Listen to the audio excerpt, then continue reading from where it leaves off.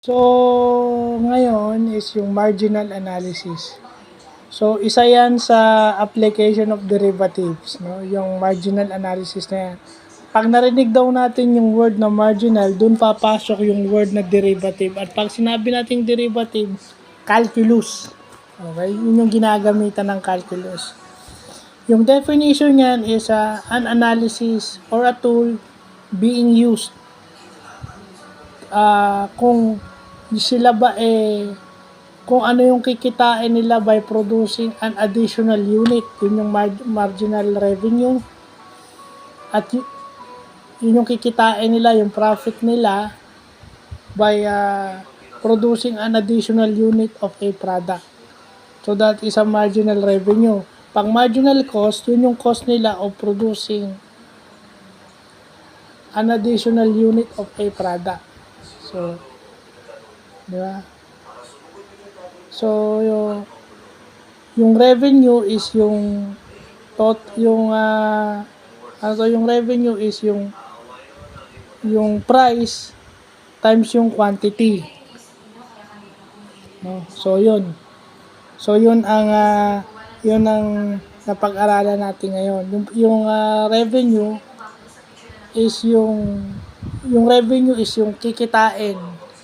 Yung kikitain na hindi pa binabawas yung cost. Yung kikitain ng lahat ng benta, yun yung revenue.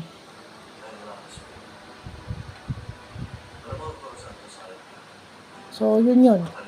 Yun ang revenue.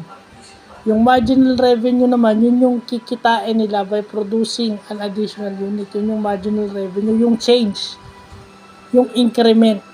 No, yung increment kasi, yun yung sinasabing producing an additional unit. So, dyan pumapasok yung application ng derivatives dyan sa marginal analysis na ginagamit sa economics at sa quantitative techniques in business. So, dyan tayo magpo-focus ng bukas. Isasama natin yung tabular approach. Ang ibang tawag diyan sa marginal analysis is yung instantaneous rate of change. Yung IROC, instantaneous rate of change. No? At that specific time, ito yung pagbabago niya. Okay? Na ang pinaka-formula is yung definition ng derivative, which is yung difference quotient. Yung lahat ng formula na yon, yung lahat ng marginal na yon, nakuha yon sa principle ng difference quotient o yung pagkuha ng derivative by definition. Pero, siyempre, para madali, ginagamit natin yung power rule na pinakamadali. Para makuha yung prime. Yung,